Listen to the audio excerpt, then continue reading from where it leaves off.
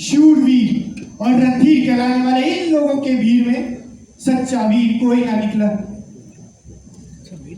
अरे सीता के स्वयंवर के लिए मैंने सिर्फ बल और पराक्रम का ही तो शुल्क रखा था, लेकिन इन शूरवीरों में से ऐसा एक भी वीर नहीं जो मूल्य भी चुका सके। अरे इस शिव धनुष को उठाना क्या, इसमें प्रत्यंचा चढ़ाना तो दूर, कोई से हिला भी ना सका। क्या वीरों ने माताओं की कोख से जन्म लेना बंद कर दिया है? क्या इस सभा में बैठे कोई भी ऐसा राजा नहीं जो इस धनुष को उठा सके?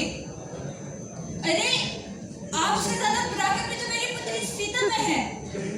उसने बचपन में खेल खेल में ही इस धनुष को अपने एक हाथ से ही उठा लिया था। आप लोगों के पराक्रम के किस्से तो कई सुने थे, किंतु आज देख भी लिया। लज्जा से झुके हुए सारे सर मुझे चीख चीख के कह रहे हैं कि जगत डूब मरो, क्योंकि आज ये धरती वीरों से खाली हो गई है। बस इतना लज्जाजनक और उचित बात कहने से पहले आपको यही याद नहीं आया कि इस सभा में सूर्यवंशी रघुकुलनंदन श्री राम भी बैठे हैं। महाराज जनक, जिस सभा में रघुवंशी होते हैं उस सभा में इस प्रकार की बात करने की किसी को साहस नहीं होता, और यहाँ तो स्वयं रघुकुलनंदन श्री राम बैठे हैं और आप उनकी वीरता को चुनौती दे रहे हैं। क्या आप इसका परिणाम जानते हैं? मुझे मेरे भैया के चरणों की सौगंध, अगर गुरुवर आज्ञा है कि पुराना धनुष क्या चीज है, मैं पूरे ब्रह्मांड को ज्ञान की तरह उठा कर उसका टुकड़े टुकड़े कर दूं। लक्ष्मण, क्षमा भैया, परंतु मुझसे आपका अपमान नहीं सहा गया। शांत हो वत्स और अपने स्थान पर विराजो।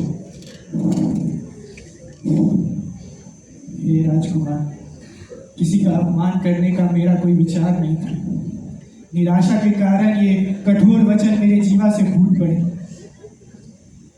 अगर किसी की अवहेलना हुई हो तो मैं उनसे क्षमा याचना चाहूंगा, परंतु क्या इस सृष्टि में ऐसा एक भी वीर नहीं जो एक शिव धनुष उठा सके?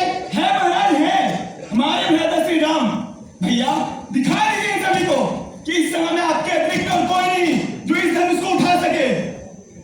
लक्ष्मण, पिताश्री ने ना ही मुझे स्वयंवर की आज्ञा दी है और ना ही गुरुवर ने कोई निर्देश दिए हैं, परंतु इस बड़ी सभा में इस प्रकार का अपमान, गुरुवर आप ही समझाइए, मैं आपसे विनती करता हूँ। हे राजन, महादेव की इस नगरी में किस प्रकार का संदेह है राजन? ना ही ये धारा वीरों से रिक्त है, ना ही ये राजसभा।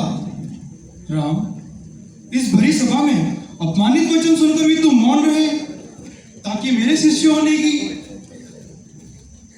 गरिमा बनी रहे।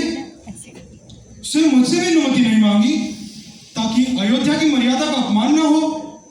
तो जाओ राम जाओ, आदेश है तुम्हें इस पिता तुल्य गुरु का। उठाओ ये शिव धनुष और चढ़ाओ इस पर प्रत्यंचा। मुझे स्मरण है गुरुवर कि पिताश्री ने मेरा उत्तरदायित्व आपको सौंपा है। आप ही मेरे माता हैं, पिता हैं, मेरे प्रभु, और आपकी आज्ञा का पालन करना मेरा प्रथम धर्म है।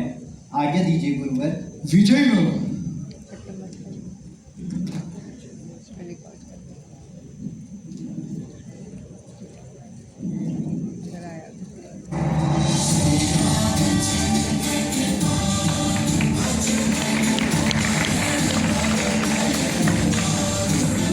मैं अपने सभी गुरुजनों, पूर्वजों, पिताश्री दशरथ और माताओं को नमन करता हूँ मैं अपने इष्ट महादेव को, और अनुमति के साथ आशीर्वाद की प्रार्थना करता हूँ।